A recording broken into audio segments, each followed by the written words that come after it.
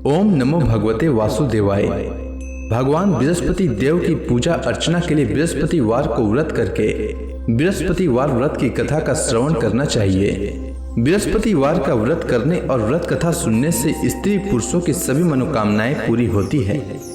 इस व्रत से धन संपत्ति की प्राप्ति होती है, निसंतानों को पुत्र प्राप्ति होती है, परिवार में सुख शांति बनी रहती है, सभी आनंद पूर्वक रहते हैं। इस व्रत में व्रत कथा का श्रवण करने का विशेष महत्व है। अब आइए सुनते हैं बृहस्पतिवार व्रत कथा। प्राचीन समय की बात है। भारत में एक राजा राज्य करता था। वह बड़ा प्रतापी तथा दानी था।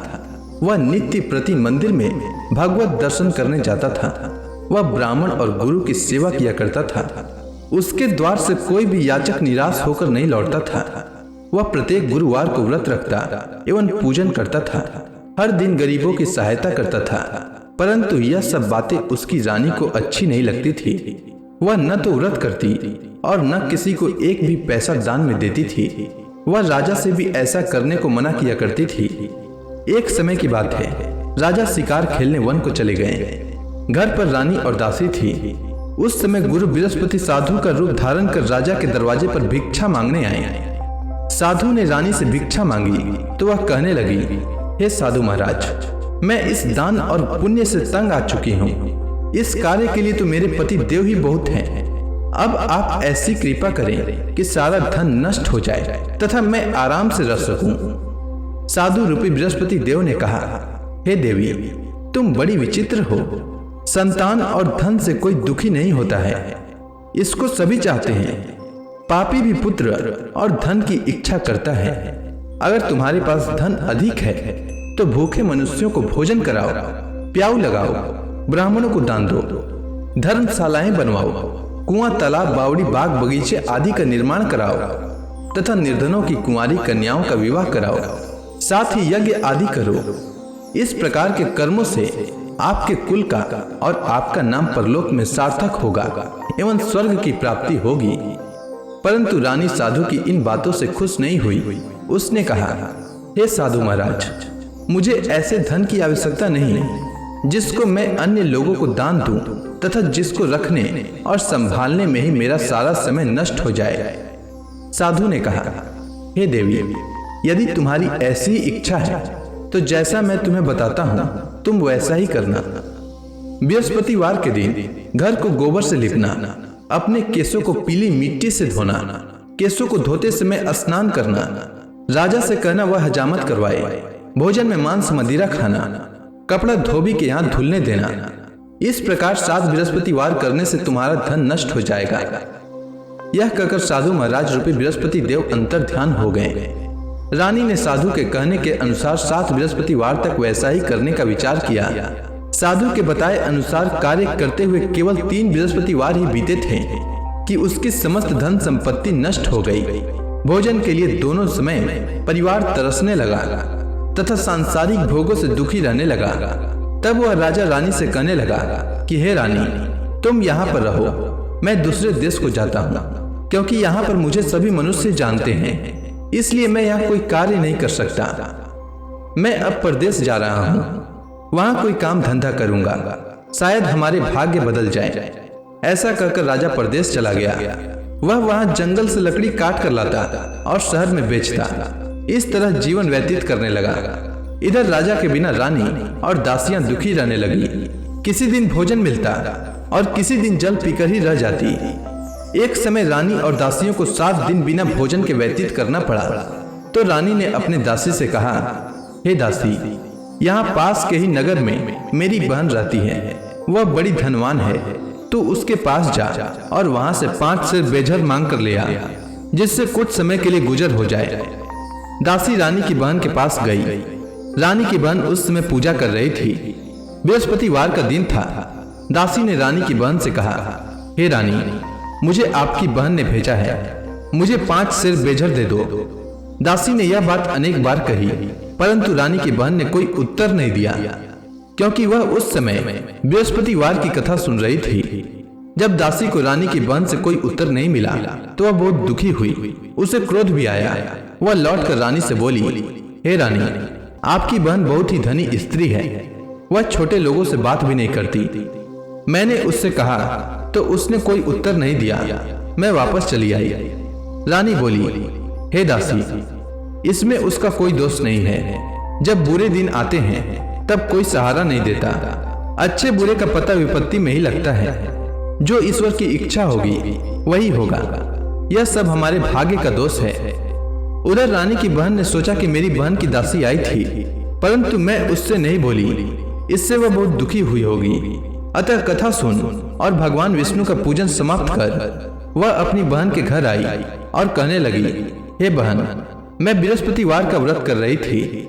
तुम्हारी दासी हमारे घर आई थी, परंतु जब तक कथा होती है तब तक हम लोग न उठते हैं और न बोलते हैं, इसलिए मैं नहीं बोली। कहो दासी क्यों आई थी? रानी बोली, बहन, हमारे घर अनाज नहीं था। वैसे तुमसे कोई बात छिपी नहीं है।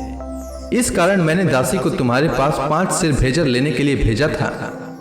रानी की बहन बोली, बहन देखो, बृहस्पति भगवान सबकी मनोकामना पूर्ण करते हैं। देखो, शायद तुम्हारे घर में अनाज रखा हो। यह सुनकर दासी घर के अंदर गई तो वहां उसे एक घड़ा बेझर का भरा मिल गया। उसे बड़ी हैरानी हुई क्योंकि उसने एक एक बर्तन देख लिया था। उसने बाहर आकर रानी को बताया। दासी अपनी रानी से कहने लगी, हे रानी, देखो, वैसे हमको जब अन्न नहीं मिलता तो हम रोज ही व्रत करते हैं। अगर इनसे व्रत की विधि और कथा पूछ ली जाए तो उसे हम भी किया करेंगे। दासी के कहने पर रानी ने अपनी बहन से बृहस्पतिवार व्रत के बारे में पूछा। उसकी बहन ने बताया, हे रानी बहन, बृहस्पतिवार को सूर्योदय से पूर्व उठकर स्नान करके बृहस्पतिवार का व्रत करना चाहिए, लेकिन उस दिन सिर नहीं धोना चाहिए। बृहस्पतिवार के व्रत में चने की दाल और मुनक्का से विष्णु भगवान का केले के वृक्ष की जड़ में पूजन करें तथा दीपक जलाएं। उस दिन एक ही समय भोजन करें। भोजन पीले खाद्य पदार्थ का करें तथा कथा सुने। इस प्रकार करने से गुरु भगवान प्रसन्न होते हैं, अन्न पुत्र धन देते हैं, मनोकामना पूर्ण करते हैं। व्रत और पूजन की विधि बताकर रानी की बहन अपने घर लौट गई। रानी और दासी दोनों ने निश्चय किया कि बृहस्पति देव भगवान का पूजन जरूर करेंगे। 7 दिन बाद जब बृहस्पतिवार आया तो उन्होंने व्रत रखा। घुड़साल में जाकर चना और गुड़ बीन लाई तथा उसी दाल से केले की जड़ तथा विष्णु भगवान का पूजन किया। अब भोजन पीला कहाँ से आए? दोनों बड़ी दुखी हुई, परंतु उन्होंने व्रत किया था, इस कारण बृहस्पति देव भगवान प्रसन्न थे। एक साधारण व्यक्ति के रूप में वे 2 थालों में सुंदर पीला भोजन लेकर आए और दासी को देकर बोले, हे दासी, यह भोजन तुम्हारे और रानी के लिए है, तुम दोनों करना। दासी भोजन पाकर बड़ी प्रसन्न हुई और रानी से बोली, रानी जी, भोजन कर लो। रानी को भोजन आने के बारे में कुछ पता नहीं था, इसलिए वह दासी से बोली, जा तू ही भोजन कर, क्योंकि तू हमारी व्यर्थ में हंसी उड़ाती है। दासी बोली, एक व्यक्ति भोजन दे गया है। रानी कहने लगी, वह भोजन तेरे लिए दे गया है, तू ही भोजन कर। दासी ने कहा, वह व्यक्ति हम दोनों के लिए 2 थालों में भोजन दे गया है, इसलिए मैं और आप दोनों ही साथ साथ भोजन करेंगी। दोनों ने गुरु भगवान को नमस्कार कर भोजन प्रारंभ किया। उसके बाद से वे प्रत्येक बृहस्पतिवार को गुरु भगवान का व्रत और पूजन करने लगी। बृहस्पति भगवान की कृपा से उनके पास धन हो गया, परंतु रानी फिर से पहले की ही तरह आलस्य करने लगी। तब दासी बोली, देखो रानी, तुम पहले भी इस प्रकार आलस्य करती थी। तुम्हें धन के रखने में कष्ट होता था, इस कारण सभी धन नष्ट हो गया। अब गुरु भगवान की कृपा से धन मिला है तो फिर तुम्हें आलस्य होता है। बड़ी मुसीबतों के बाद हमने यह धन पाया है, इसलिए हमें दान पुण्य करना चाहिए। तुम भूखे मनुष्यों को भोजन कराओ, प्याऊ लगवाओ, ब्राह्मणों को दान दो, कुआं तालाब बावड़ी आदि का निर्माण कराओ, मंदिर पाठशाला बनवाकर दान दो, कुंवारी कन्याओं का विवाह करवाओ। धन को शुभ कार्यों में खर्च करो, जिससे तुम्हारे कुल का यश बढ़े तथा स्वर्ग प्राप्त हो और पितृ प्रसन्न हो। दासी की बात मानकर रानी ने इसी प्रकार के कर्म करने प्रारंभ किए, जिससे उनका काफी यश फैलने लगा। एक दिन रानी और दासी आपस में विचार करने लगी कि न जाने राजा किस दशा में होंगे, उनकी कोई खोज खबर नहीं है।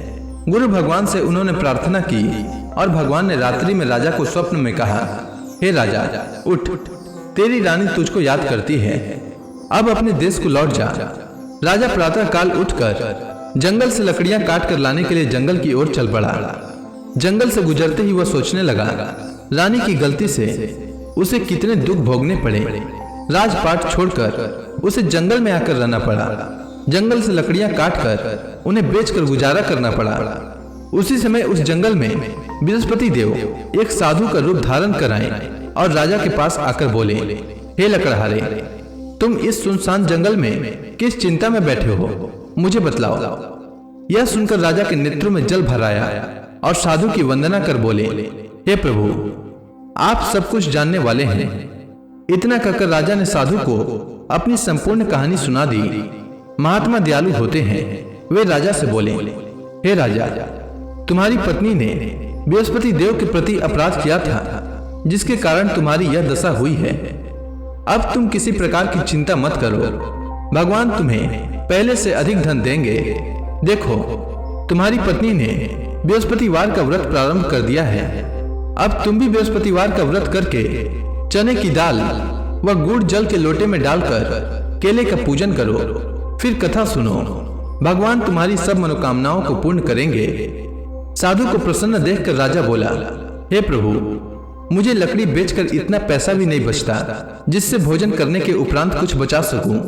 मैंने रात्रि में अपनी रानी को व्याकुल देखा है। मेरे पास कोई साधन नहीं जिससे समाचार जान सकूं। फिर मैं बृहस्पति देव की क्या कहानी सुनूं? मुझको तो कुछ भी मालूम नहीं है। साधु ने कहा, हे राजा, तुम किसी बात की चिंता मत करो। बृहस्पतिवार के दिन तुम रोजाना की तरह लकड़ियां लेकर शहर में जाओ। तुम्हें रोज से दुगना धन प्राप्त होगा, जिससे तुम भली भांति भोजन कर लोगे तथा बृहस्पति देव की पूजा का सामान भी आ जाएगा। बृहस्पति देव की कथा इस प्रकार है, सुनो। प्राचीन काल में एक बहुत ही निर्धन ब्राह्मण था। उसकी कोई संतान नहीं थी। वह नित्य पूजा पाठ करता, परंतु उसकी स्त्री बहुत मलिनता के साथ रहती थी। वह स्नान न करती और न किसी देवता का पूजन करती। प्रातःकाल उठते ही सर्वप्रथम भोजन करती, बाद में कोई अन्य कार्य करती। ब्राह्मण देवता बहुत दुखी रहते थे। पत्नी को बहुत समझाते, किंतु उसका कोई परिणाम न निकलता। भगवान की कृपा से ब्राह्मण की स्त्री को कन्या उत्पन्न हुई। वह कन्या अपने पिता के घर में बड़ी होने लगी। वह बालिका प्रातः स्नान करके भगवान विष्णु का जप करती। वह बचपन से ही बृहस्पतिवार का व्रत भी करने लगी। पूजा पाठ समाप्त कर विद्यालय जाती तो अपनी मुट्ठी में जौ भर कर ले जाती और पाठशाला जाने के मार्ग में डालती जाती। वही जौ स्वर्ण के हो जाते तो लौटते समय उनको बीनकर घर ले आती। एक दिन वह बालिका सूप में उन सोने के जौ को फटक कर साफ कर रही थी। तभी उसकी माँ ने देख लिया और कहा, हे बेटी, सोने के जौ को फटकने के लिए सोने का सूप होना चाहिए। दूसरे दिन गुरुवार था। इस कन्या ने व्रत रखा और बृहस्पति देव से प्रार्थना करके कहा, हे प्रभु, यदि मैंने सच्चे मन से आपकी पूजा की हो तो मुझे सोने का सूप दे दो। बृहस्पति देव ने उसकी प्रार्थना स्वीकार कर ली। रोजाना की तरह वह बालिका जौ फैलाती हुई स्कूल चली गई। स्कूल से लौटकर जब वह जौ बीन रही थी तो बृहस्पति देव की कृपा से उसे सोने का सूप मिला। उसे वह घर ले आई और उससे जौ साफ करने लगी, परंतु उसकी माँ का वही ढंग रहा। एक दिन की बात है, वह कन्या सोने के सूप में जौ साफ कर रही थी। उस समय उस नगर का राजकुमार वहां से होकर निकला। इस कन्या के रूप और सोने के सूप में जौ को साफ करते देखकर वह उस कन्या पर मोहित हो गया। राजमहल आकर वह भोजन तथा जल त्याग कर उदास होकर लेट गया। राजा को जब राजकुमार द्वारा अन्न जल त्यागने का समाचार ज्ञात हुआ तो अपने मंत्रियों के साथ वह अपने पुत्र के पास गए और बोले, हे बेटा, तुम्हें किस बात का कष्ट है? किसी ने अपमान किया है अथवा कोई और कारण है? मुझे बताओ, मैं वही करूँगा जिससे तुम्हें प्रसन्नता हो।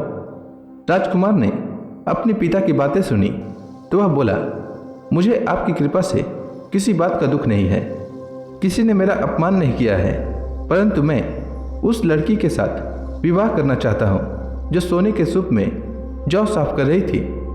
यह सुनकर राजा आश्चर्य में पड़ गया और बोला, हे बेटा, इस तरह की कन्या का पता तुम्हें लगाओ। मैं उसके साथ तुम्हारा विवाह अवश्य ही करवा दूंगा। राजकुमार ने राजा को उस लड़की के घर का पता बतलाया। मंत्री उस लड़की के घर गया और राजा का आदेश ब्राह्मण को सुनाया। कुछ ही दिन बाद ब्राह्मण की कन्या का विवाह राजकुमार के साथ संपन्न हो गया। कन्या के घर से जाते ही उस ब्राह्मण देवता के घर में पहले की भांति गरीबी का निवास हो गया। अब भोजन के लिए भी अन्न बड़ी मुश्किल से मिलता था। एक दिन दुखी होकर ब्राह्मण अपनी पुत्री से मिलने गया। बेटी ने पिता की दुख की अवस्था को देखा और अपनी माँ का समाचार पूछा। ब्राह्मण ने सभी हाल कहा। कन्या ने बहुत सा धन देकर अपने पिता को विदा कर दिया। इस तरह ब्राह्मण का कुछ समय सुखपूर्वक व्यतीत हुआ, लेकिन कुछ दिन बाद फिर वही हाल हो गया। ब्राह्मण फिर अपनी कन्या के यहाँ गया और सभी हाल कहा तो पुत्री बोली, हे पिताजी, आप माता जी को यहाँ लिवा लाओ, मैं उन्हें वह विधि बता दूंगी जिससे गरीबी दूर हो जाए। ब्राह्मण देवता अपनी स्त्री को साथ लेकर अपनी पुत्री के पास राजमहल पहुँचे तो पुत्री अपनी माँ को समझाने लगी, हे माँ, तुम प्रातःकाल उठकर प्रथम स्नान आदि करके विष्णु भगवान का पूजन करो तो सब दरिद्रता दूर हो जाएगी। परंतु उसकी माँ ने उसकी एक बात नहीं मानी। वह प्रातःकाल उठकर अपनी पुत्री का बचा जूठन खा लेती थी। एक दिन उसकी पुत्री को बहुत गुस्सा आया। उसने एक रात एक कोठरी से सारा सामान निकाल दिया और अपनी माँ को उसमें बंद कर दिया। प्रातः उसमें से उसे निकाला तो स्नान आदि करा के पूजा पाठ करवाया तो उसकी माँ की बुद्धि ठीक हो गई। इसके बाद वह नियम से पूजा पाठ करती और प्रत्येक बृहस्पतिवार को व्रत रखने लगी। इस व्रत के प्रभाव से उसकी माँ भी बहुत धनवान हो गई और बृहस्पति देवता के प्रभाव से स्वर्ग को गई। वह ब्राह्मण भी सुखपूर्वक इस लोक का सुख भोग कर स्वर्ग को प्राप्त हुआ। इस तरह कहानी कहकर साधु देवता वहां से लोप हो गए। धीरे धीरे समय व्यतीत होने पर फिर बृहस्पतिवार का दिन आया। राजा जंगल से लकड़ी काटकर किसी शहर में बेचने गया।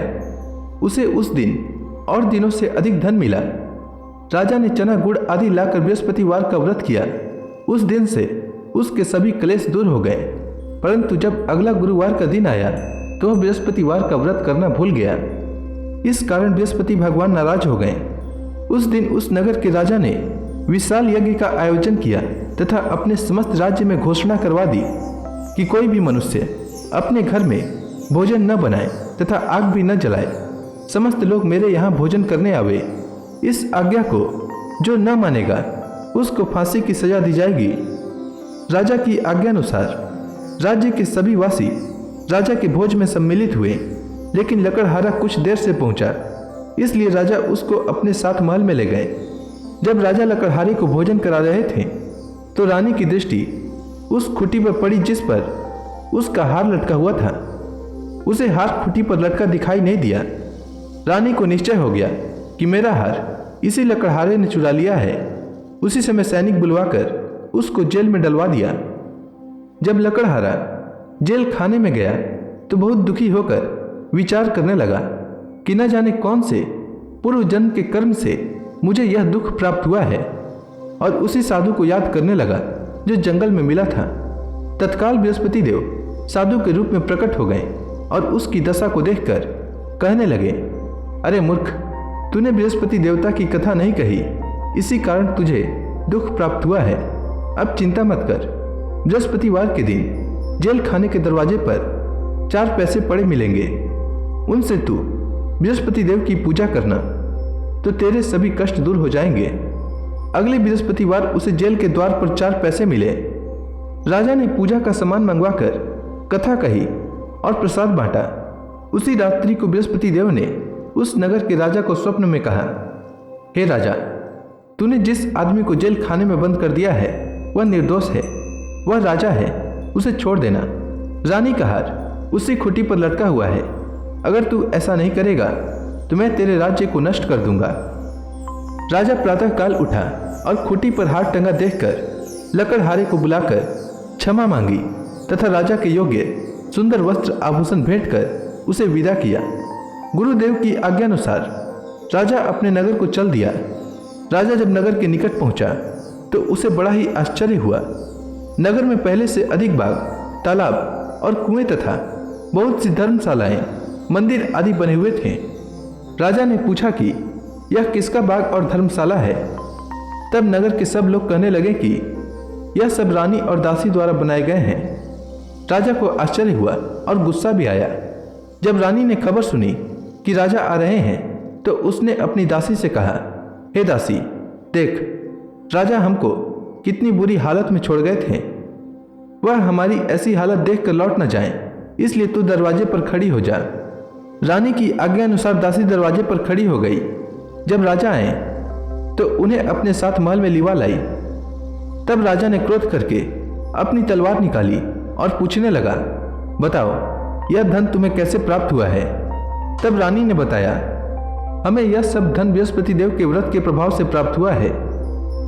राजा ने तब निश्चय किया कि 7 रोज बाद तो सभी बृहस्पति देव का पूजन करते हैं, परंतु मैं रोजाना दिन में 3 बार कथा कहा करूंगा तथा रोज व्रत किया करूंगा।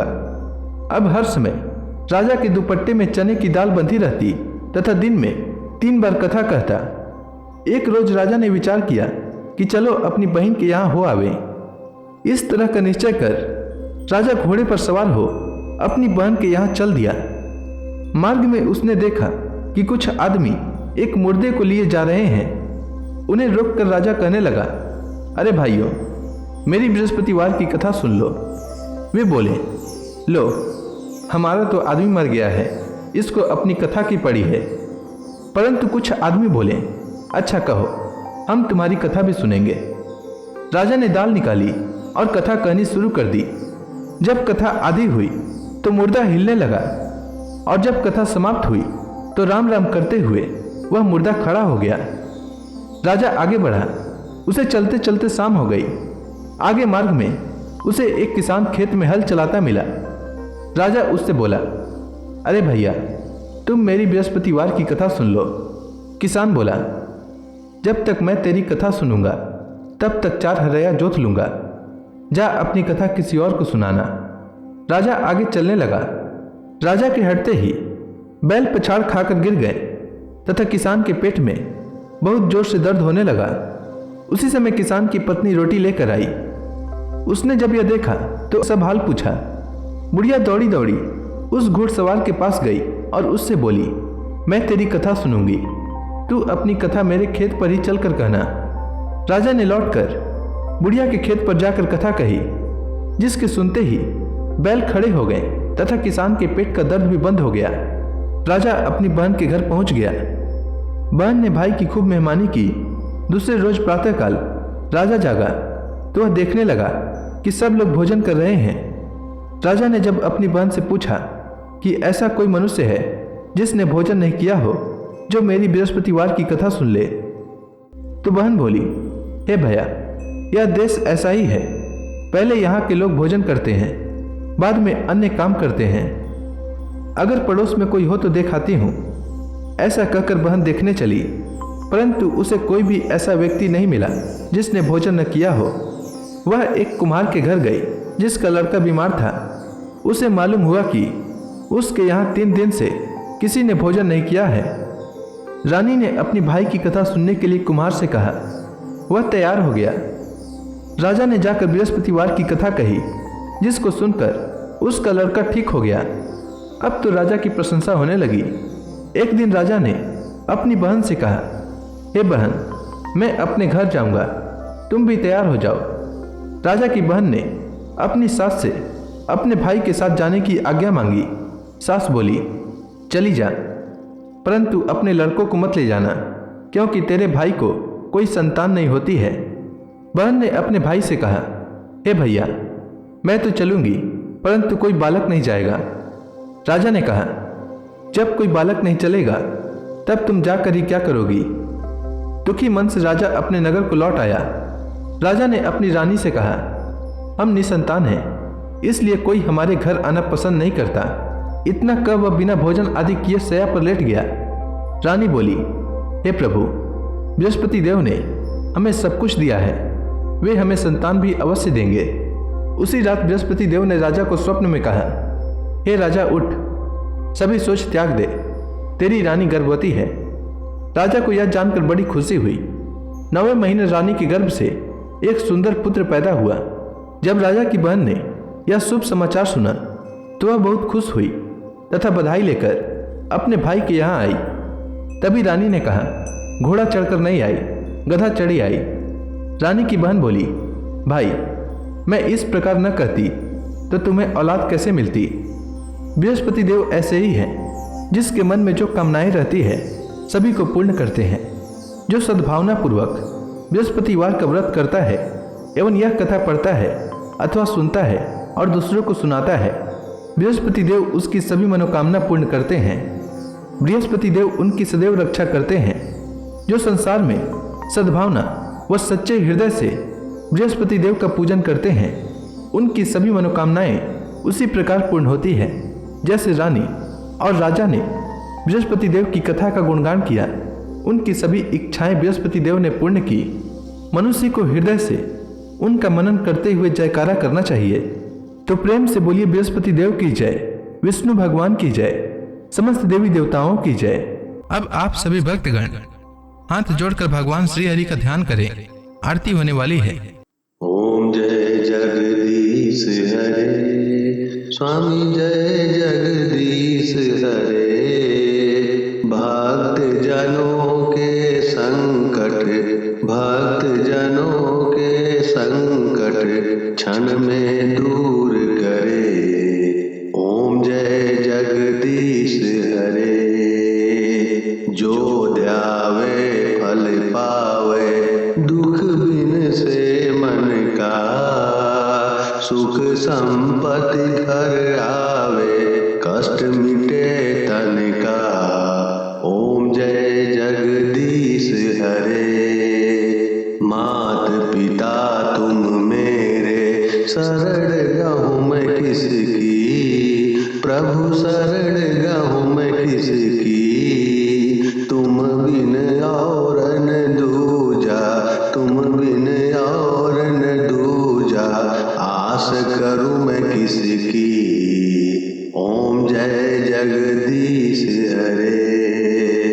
तुम पूरन परमात्मा, तुम अंतर्यामी, प्रभु तुम अंतर्यामी। पार ब्रह्म परमेश्वर, तुम सबके स्वामी। ओम जय जगदीश हरे। तुम करुणा के सागर, तुम पालन करता, प्रभु तुम पालन करता। मैं मूरख खल कामी, मैं मूरख खल कामी, कृपा करो भरता। ओम जय जगदीश हरे। तुम हो एक अगोचर, सबके प्राणपति, प्रभु सबके प्राणपति। किस विधि मिलूं दया मैं, किसी विधि मिलूं दया मैं, तुमको मैं कुमति। ओम जय जगदीश हरे। दीन बंधु दुख हरता, तुम रक्षक मेरे, प्रभु तुम रक्षक मेरे। अपने हाथ उठाओ, अपने हाथ उठाओ, द्वार पड़ा तेरे। ओम जय जगदीश हरे। विषय विकार मिटाओ, पाप हरो देवा, प्रभु पाप हरो देवा। श्रद्धा भक्ति बढ़ाओ, सनातन की सेवा। ओम जय जगदीश हरे। तन मन धन सब तेरा, स्वामी सब कुछ है तेरा, स्वामी सब कुछ है